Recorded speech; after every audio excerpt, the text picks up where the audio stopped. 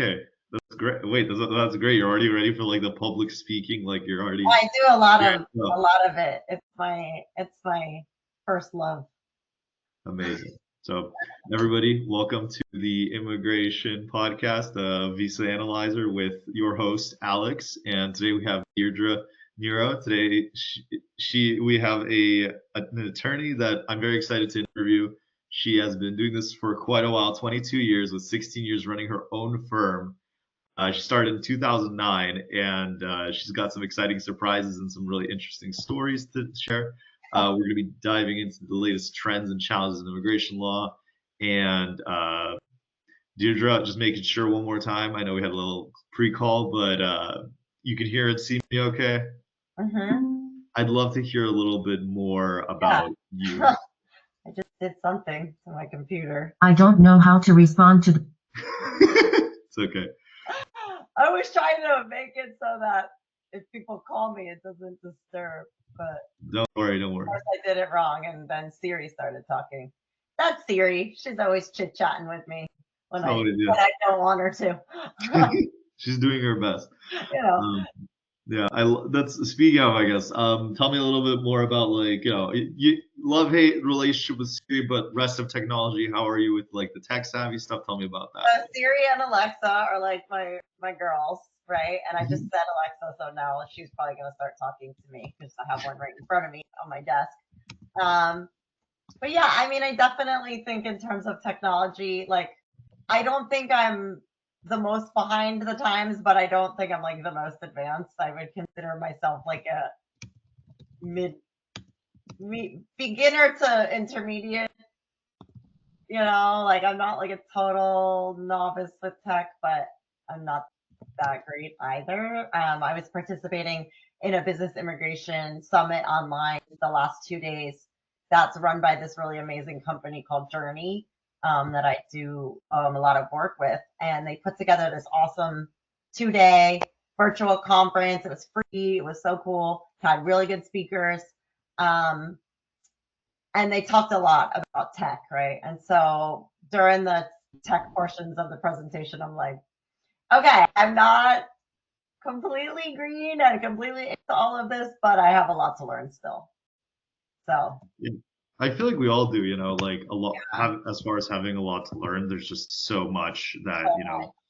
there's And just it gets a little always. scary, right? Because it's like it can get overwhelming because there's like so much out there and you can use it in so many ways, And so like part of me is just like, well, I should probably be maximizing the things I already have before I start trying to get all these new things. But then you find like the next cool new thing that you hear about and you want to try it. And so then it's like, it's just like this never ending thing that I guess that's the nature of all of this, right? That's the same with the legal practice just in general. Like there's always something new to learn. There's always some new development.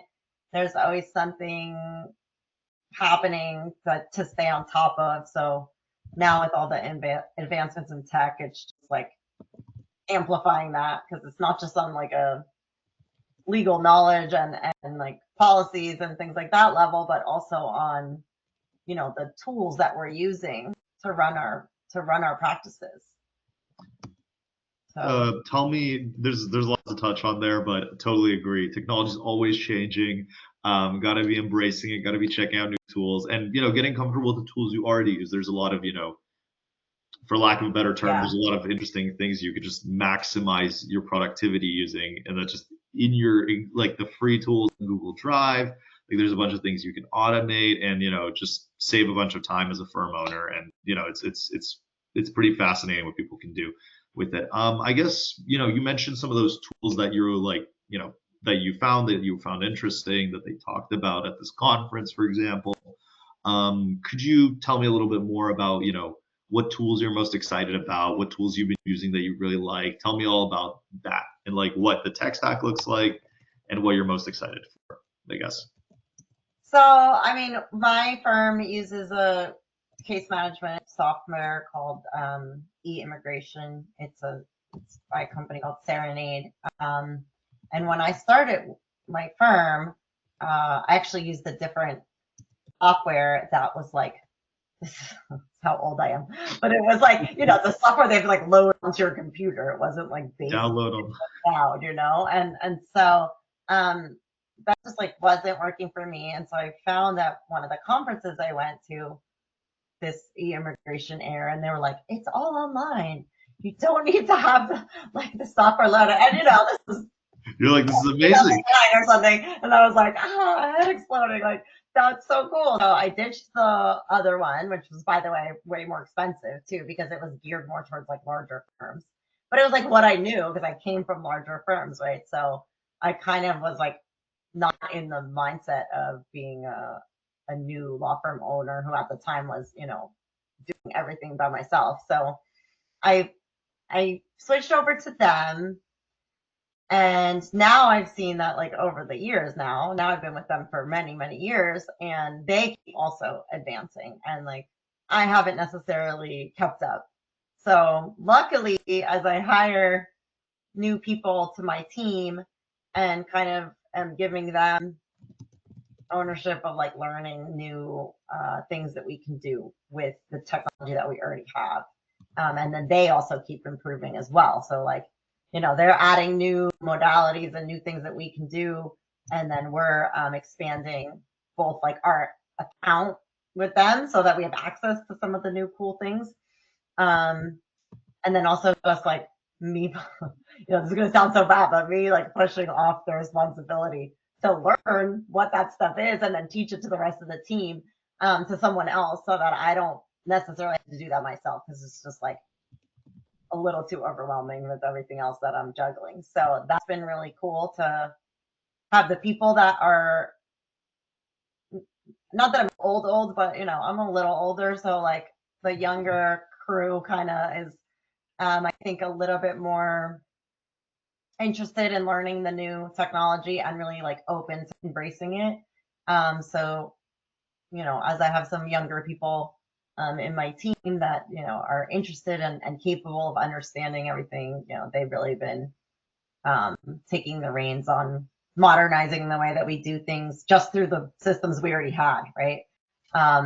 So that's been really cool over this past year or so. Like, we've really been stepping that up, so that's been great. And then I know for me, I've just been doing a lot of experimenting with AI, and like specifically I've just been experimenting a little bit with ChatGPT.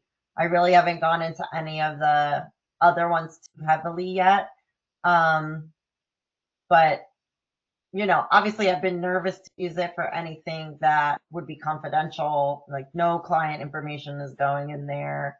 Even though I'm using the paid version, I'm still like, that's a no-no, I think. I'm still a little too nervous to use it for like actual legal research and writing, but it's amazing for like as a marketing tool, and just to like streamline some things and make it faster to summarize different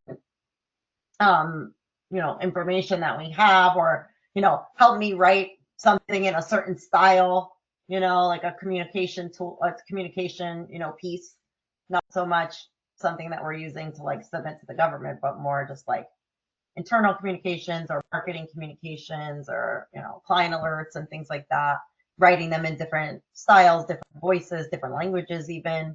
That's been really cool. Recently I discovered a new use, which it's not, I'm probably like, I sound like a dinosaur saying this, but it was super exciting for me because I figured out how to upload like a full presentation. Congratulations. It's big. It's big. 30 slides. No, you didn't hear what I actually did yet. I uploaded the presentation that I already did. Like, right, I did a presentation, like typed it out, made the PowerPoint, did all of that, like old school style, where I was just like doing it myself. But I wanted to take like this hour-long, 45 slide presentation and boil it down into some talking points for a short presentation I gave today to one of the organizations that I'm in, where I had like 10 minutes, right? But I knew this was an hour and a half presentation. So I'm like, oh, how am I going to do this? And then I like had the light bulb, oh, let me see if ChatGPT can do it. So I uploaded the presentation slides and I just basically prompted it with what I wanted to do. I had to kind of give it something I'm learning is like the more details you give whatever tool you're using, the better the output is, right? So I needed to mess around with that a few times to get exactly what I wanted. But basically they took my own, 650 slide presentation or whatever it is and boiled it down into like something that I could present in 10 minutes. And made it like bullet point, like super easy, like talking points. So that was awesome. So I was like, I found another use for it. So because I do a lot of presenting, and it's nice to know you don't always have to reinvent the wheel, right? You can use something that you've already taken a lot of time to create, but then you can use the AI tool to like change it into something different format wise, length wise, stylistically, without having to actually like rewrite the whole thing yourself that you already took like so much time on. So I was like, oh, I was so happy that I Yeah. figured out how to do that because now I'm probably going to use it all the time and in different ways. Something else we've been doing too a lot is just like using different technology tools for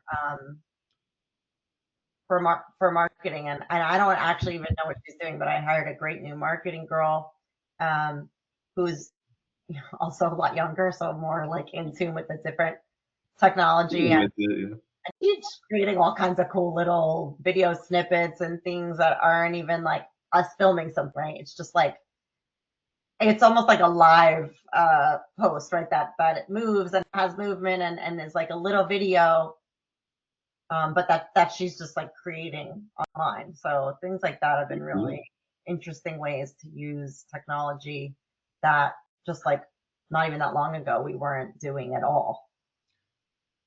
That's amazing. There's so much to unpack there that you said. Sorry, I'll start at the beginning. I like I'll try my best. Get me on a roll. I don't stop talking. No, it's the best. It's the best. You make for the best. The more you talk, the more I enjoy because I know you're having fun. I know it's an interesting topic. Have to unpack the first thing you said. Number one, if you're using any AI software and you're putting in client documentation, you obviously need to have some type of agreement with whatever model provider they're using that the model provider doesn't use their data. So, for example, Microsoft has a thing called an Azure Partner Agreement, where, for example, like at my company, that's what we have with Microsoft to make sure that they don't store or use our data, except unless, obviously we consent to it. In this case, we consented out of it. So that's the first thing. I mean, with straight chat GPT, though it's changed a little bit throughout the years, it's still pretty much the same where, the data that's in it can be used for all intents and purposes to train their model. But, that's neither here nor there. With regards like to, super careful not to put any client information in there. yeah, 100%. And like, it's really important to just make sure whatever you're using is, compliant with whatever data privacy you need. And, in immigration, it's always, about user data and making sure that's protected.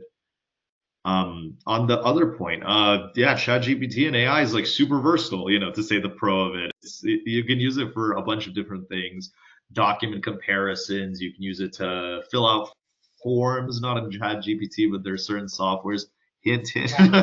Sorry to plug us up there a little bit, but basically, you can use it to fill out forms. You can use it to draft your documentation. It's incredibly versatile. And as far as what you said, Deirdre, with the short form content, with summarizing documents and making sure you have pitch materials and public, I guess like public facing documents that people can interact with. That's really important for growing your firm. I guess also one thing that's that's just delightful is that you can talk to like a normal person, and it's like having a little buddy, and you can just kind of talk to it for whatever reason. Yeah. I know, that's true. That's really funny. Yeah. But so there's a lot obviously still to learn, and that's why I love attending like conferences and stuff. It's so funny. My mom is always like, "You've been doing this for so long. Why do you still need to go to so many conferences?" Like, Mom, you don't understand. Like, there's you like every That's single hilarious. day, like not just with the law, but then with also like the way that we are being lawyers, right? And like a lot of that is now obviously focused on technology and the new uses of technology, but even just like law firm management and marketing ideas and just all of that, which now it seems like every panel that's about one of those issues is also incorporating like how to use tech in to help you with all of those areas of running a law firm. Um, and then now I know that there's some really good and well-respected immigration lawyers that have created like a specific AI like tool that has basically the whole like library of all the immigration law and like all of the American Immigration Lawyers Association content like in it, and it's specifically for immigration lawyers. So that's a new one that I saw a really cool demo of at last year's national conference. So cool. So that's probably going to be something that we look into using soon. You know, and then to get the buy-in from your staff is also obviously important, because a lot of the younger people and when newer employees, yeah, they're down to like try things and do. But then when you have people who maybe been with you for a long time, they're used to doing things a certain way. You know, maybe they're not as excited to have like all these new tools thrown at them that they have to learn how to use. But I think in the long run, if you can get everyone's buy-in, like, you know, some of this stuff is going to revolutionize the way that we work. And already is starting to do that. So, you know, I heard someone, actually a good colleague of mine who's also an immigration lawyer, you know, made a comment like, I don't think that AI is going to replace lawyers, but I think that lawyers who use AI are going to replace lawyers who don't use AI. And I was like, that is spot on. Like that rang really true for me. Like I am not afraid that like the robot is going to replace me. And you know what? If the robot replaces me, great. I will go sit on the beach with a margarita and let the robot replace me. Like, 22 years. Like, if the robot wants to replace me, then hallelujah, right? Like, thank God for the robot Exactly. that's going to replace me so I can retire early. And, you know, because this is a stressful business and exhausting, and, you know, it's a lot of work. So, great, you know, but until that time, I think that, you know, as attorneys, it's our, you know, one of our responsibilities to try and stay like as up to date as possible with everything that's going on. And that doesn't just mean in the law and in the news. It means, you know, in the way that we're offering our services to clients. So, you know, I guess, the right mindset. Now I just need to get caught up in terms of like what we're doing. So little by little, we've definitely been getting more modernized, but it's hard, you know, when you have a small firm and a small team and you're like kind of a boutique operation, you can't just like change everything overnight. Like you don't have the budget or the manpower or just like the ability to do that, you know. So little by little, making small improvements and advancements in the way we do things, and then, you know, getting other people on the team to kind of not only buy in but take responsibility for maybe spearheading one of those efforts, because when it all comes to me, it's impossible, right? Because we only have so many hours in the day. So Yeah, and a lot of firms actually have a lot of really, you know, employees who are really down to try this kind of stuff. There's what I see typically is there's a disconnect between the attorney and the paralegals. Typically, the paralegals actually really want tools that save time, but the attorneys sometimes just don't want to allocate the specific budget because they can't like translate that to direct ROI. So it's kind of like a chicken and the egg problem for a lot of firms. And like especially because workflow management can be hard, and like just, you know, taking it to the document review process, it can be so hard to just integrate that unless it's like a really simple to use interface. mhm.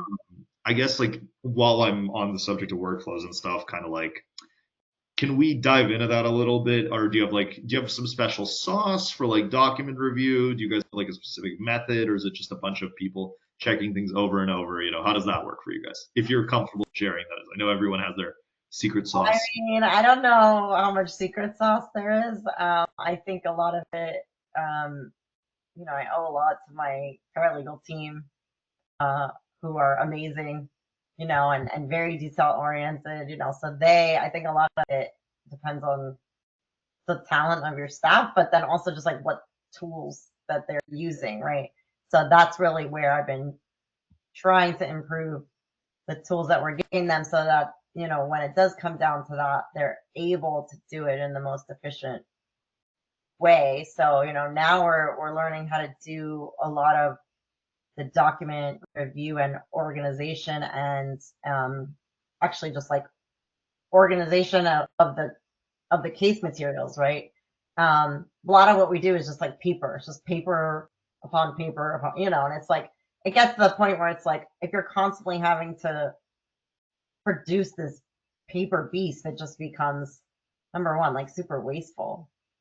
Yeah, Like, to always just be like, it's so many trees that I'm murdering. Like it's like forests upon forests of trees that I'm murdering. Like doing this job, right? Because it's just like it can get so paper heavy, and like the employment-based immigration, like I do primarily.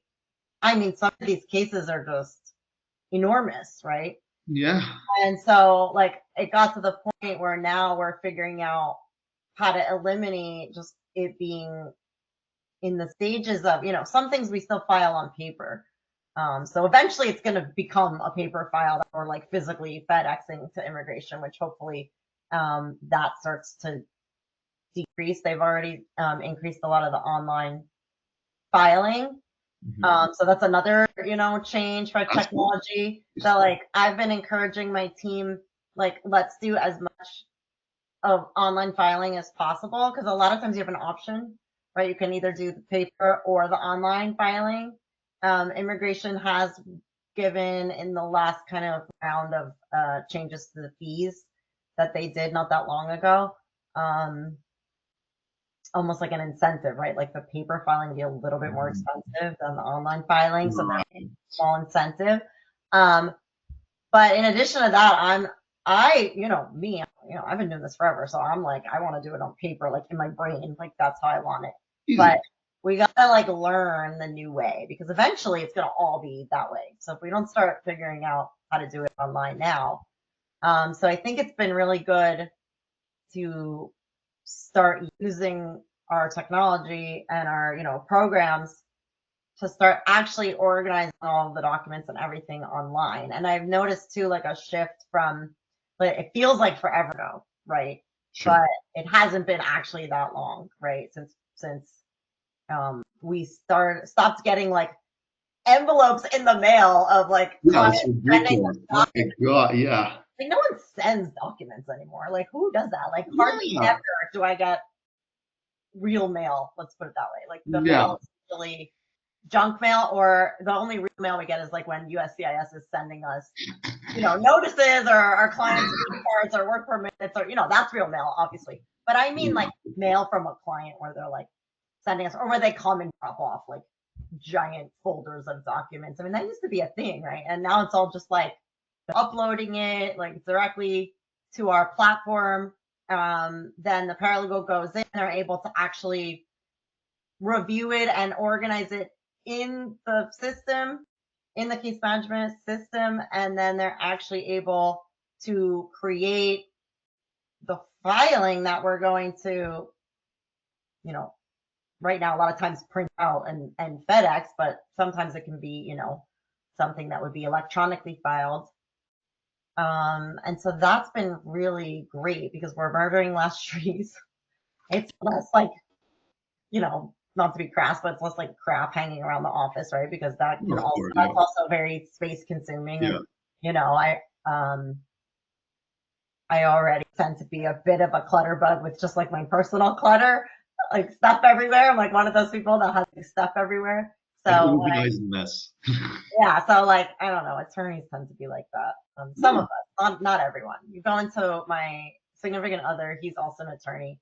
You go into his office and there's literally like one pen, like one coffee cup, and like one piece of paper, and I'm like, do you even work here? Or is this like How is this possible? big office? Because then you come into my office and there's just like stuff everywhere, like but the decreasing the clutter of just like the paperwork is and the files that we have to store and all of that, I mean, has been just amazing. And so I'm just suspecting that as we now start doing things more electronically, totally from start to finish, that's gonna just, sorry to my landlord, but I mean, eventually we're not even probably gonna even need an office, right? Because it's all just gonna be clients uploading us files to then organizing and producing the actual like paper file, but not on paper in our system.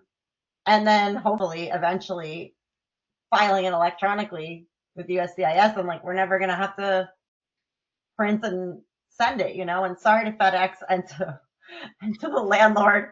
I think they're going to be the ones that are missing out because eventually we're not going to need to even have that stuff, right? I mean, it's not there yet. But that's the way I see it going. And there's a part of me that is kind of like, oh, because it's like, you get stuck in like that old way of doing it and you always like get comfortable with that. But part of me is like really excited for that because I think number one, it's gonna be much more efficient, maybe cheaper.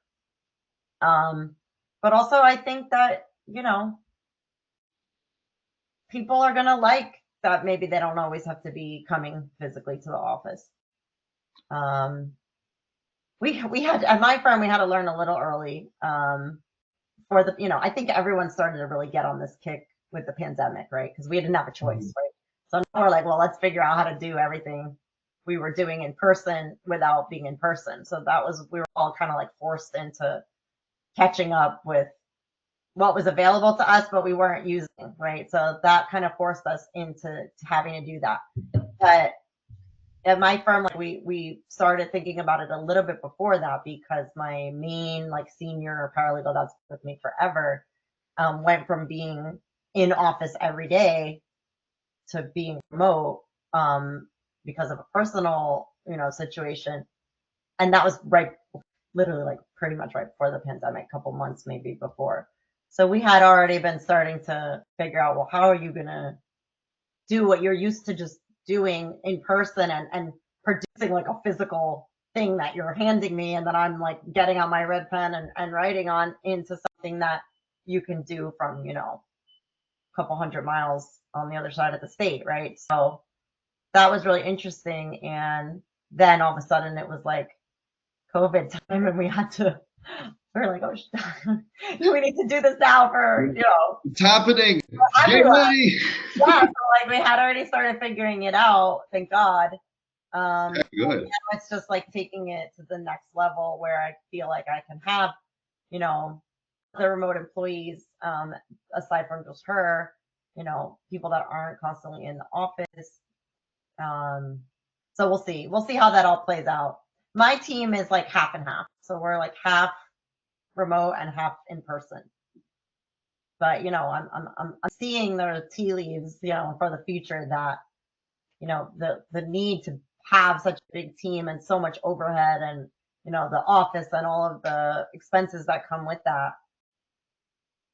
I don't see that being a thing of the future as much as I like my office. So we'll see. We'll see how that all plays out. But that's kind of like where I see it going.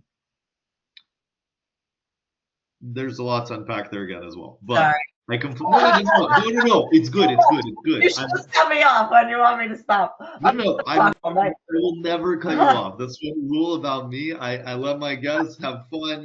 This is casual little coffee chat. We're having a good time. We're discussing whatever. I 100% agree. I mean, I'm in tech, so like remote is pretty much. But you're home.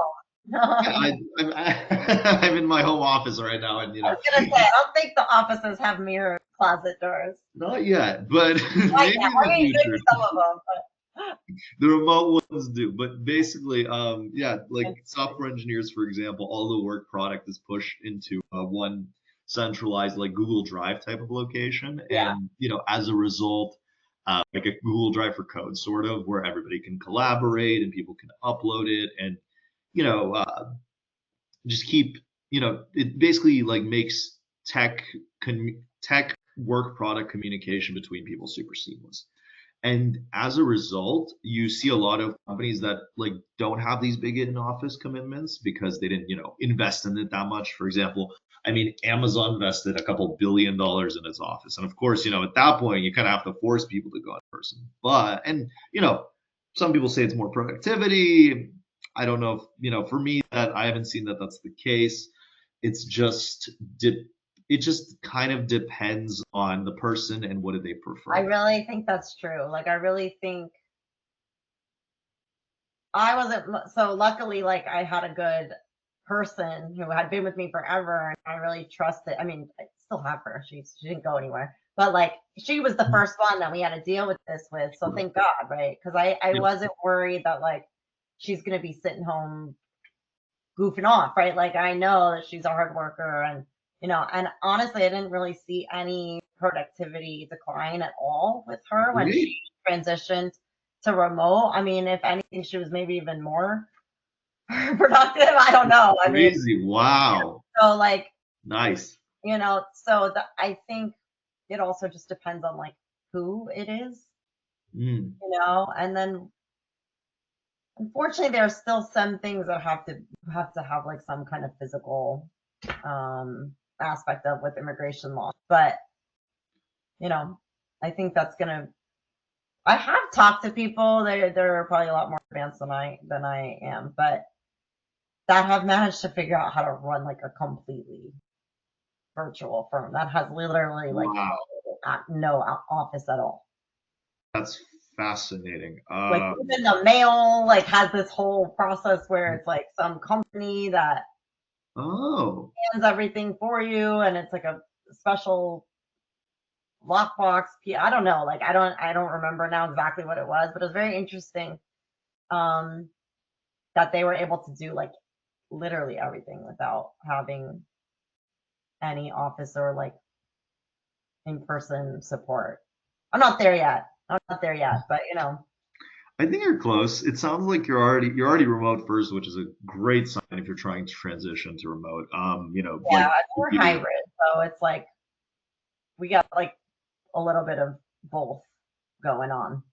So Okay. I think the main challenge with that, to be honest with you, is just how to keep like everyone kind of engaged and feeling like a community and a group, right? When we're kind of scattered, right? How do you prevent like the people who aren't in the office every day from feeling left out, from feeling like they're not part of the team? But then you have like the group in the office that sees each other every day and like, can have lunch together and can, do like more social things, or, even just from hanging out together in person in the office. How do you not exclude like the people who are remote? Like, we started doing our staff meetings. We were doing them hybrid, right? Where the people who are in person sat in the conference room, and then the people who are remote would be like on our conference room, like giant TV monitor on Zoom. We still do that sometimes for some things, but we started doing the staffing. I actually took this idea from my boyfriend's firm, that it's just online, the staff meeting. So like, even if people are like in the office, but everyone is doing it on like their own Zoom. And that way, so like everyone is in the same like Zoom world for the meeting, and it's not like some people are in person doing it and the other people are just up on the screen. So that's something, but I mean, that's just staff meetings. Like, I think that there's still like some element that maybe the hybrid people or the people that are remote are missing out on. I don't know. I agree. I don't know what the answer to that is. No. That's a good answer. I think that the big question, it actually kind of leads us to the question of, how do you make those people who are at home feel included? How do you, foster team building and camaraderie? Because, if you're not in person, I've seen this firsthand, it's hard to manage that because not everyone, there's more anxiety around how much you're contributing because you can't see how Yeah, much someone else is contributing. Other people have more time on their hands after work, and some people have mhm, kids, some people don't have kids. It yeah, just depends on what stage you're at, I guess, and how just committed to work you are. And even and some people really like working past the 9 to 5, and I'm not, obviously, as a business owner, I'm never going to stop them, but I can't say I guess or yeah, expressly support that. So some people, you may be unconsciously biased towards some people who just really, really, really enjoy it, whereas some people are, more there to earn a paycheck, yeah. which, there's nothing wrong with either of those. It's just, This how is do you just, account for that? I think since the pandemic, this has been the big maybe question that everyone who's either working with remote employees or hybrid teams like is facing. I don't know what the answer is, but I think it's the problem that we figured out was an issue during the pandemic and it hasn't gone away because now people don't want to, teams aren't going to go back to being just everyone's in person all the time anymore. Like, I think that's a thing of the past. So I Mhm. think, most businesses now, at least in the service industry, are not 100% in person. Like, I don't think there's any now that are like that. I mean, maybe, but that don't have some at least hybrid component. I doubt it. You I know? agree with that. I have a lot of family that's in the medical field. Even they are trying to embrace remote and hybrid for some of their practice components. But obviously, in medicine, you need to like actually feel the body, so there will never be that truly remote. Well, at least not with current technology. Who knows? Maybe one day there will be like some type of sci-fi The teleportation. hand reaches out through the screen to touch It does this hurt just through the screen. I mean, listen, I don't know. Maybe you grab and they feel it on the other side. I mean, What's going on? yeah, like there's all kinds of crazy stuff. I mean, if you think back, okay, just to like when I started practicing 22 years ago, I mean, it's night and day now, Yeah. the things that we do and just like the way that we do things. And that's only 22 short years, right? Mhm. So who knows in another 20 what it's going to look like. Now, I hope I'm retired by then, but who knows? If I'm still working, I don't know, maybe it'll be like a hologram of me, like, Welcome to Nero Immigration, where we meet all of your. It's just like the same hologram playing, and it's like, what questions do you have? And it's kind of like Chat GPT, but you holographically. I mean, who knows how it's going to Yes. go. It's exciting though. It's an exciting time to be a lawyer. It's a weird time to be an immigration lawyer for sure. Oh, I for mean, sure, it's definitely an that's interesting.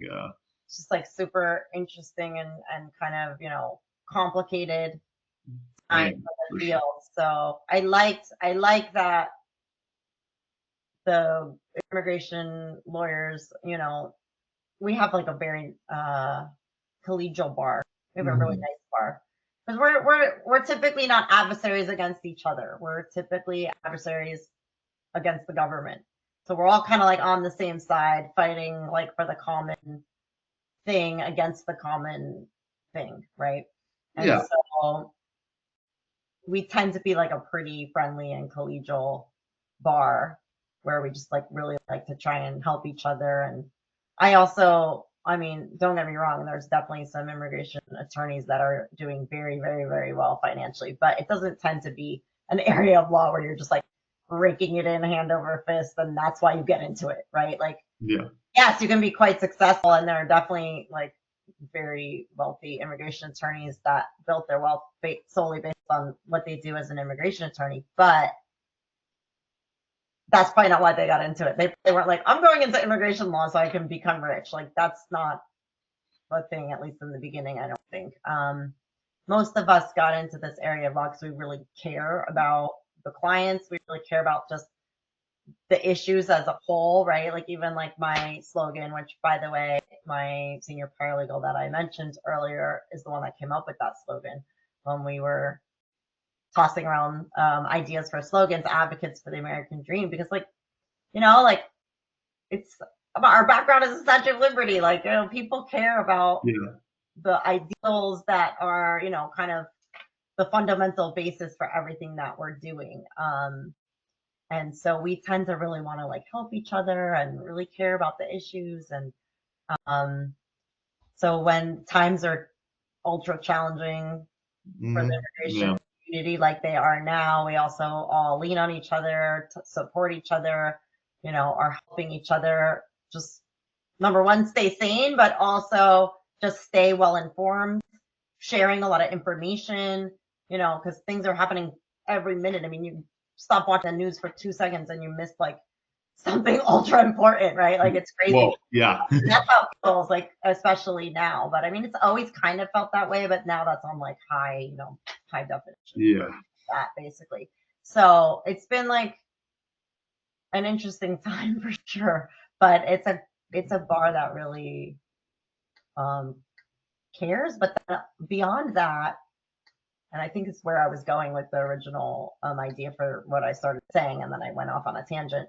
But it's also like a pretty innovative bar, right? And I've noticed that especially lately, all the conferences and like learning opportunities have some component that is really focused on technology and advancements and how to make the practices more efficient and how to make things better and easier and hopefully less expensive, more profitable, and all of that. So it's been there's a lot of innovation in the field, I feel like, and so that's also been really cool because I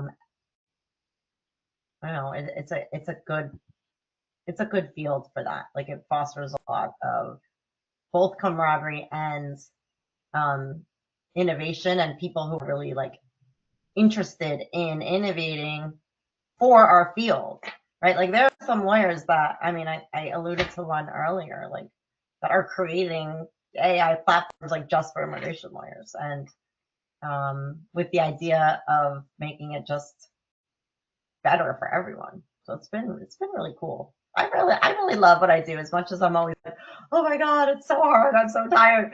Like, it's so stressful, this and that. I mean, I can't imagine doing anything else, really. Deirdre, that was amazing. I don't even know how to. That was great. No, that was amazing. You capped it off perfectly. You guys are some of the this is why I love working with immigration. Turns you guys are the nicest people, super collegial, super just friendly and warm and caring, and you guys are here for the right reasons. I love working with you guys. We're gonna cap it off here, but thank you so much, Deirdre, for your time. So Fun. so Deirdre also, for our listeners here, has a conference at April 3rd. It's gonna be at 2 p.m. Webinar. It's a webinar, sorry. And it is titled "What to Do If ICE Visits Your Business." So, Deirdre, thank you so much for your time. It's going to be, everybody check out her at her website, which is in the corner of her video. And I'm going to tag her down below. You'll have the link to the webinar and everything. So make sure to check her out and support her, because she's just wonderful. Thank you so much, Deirdre, for your time. And thank you, everybody. Thank you so much, Alex. This was fun. Thanks, everyone.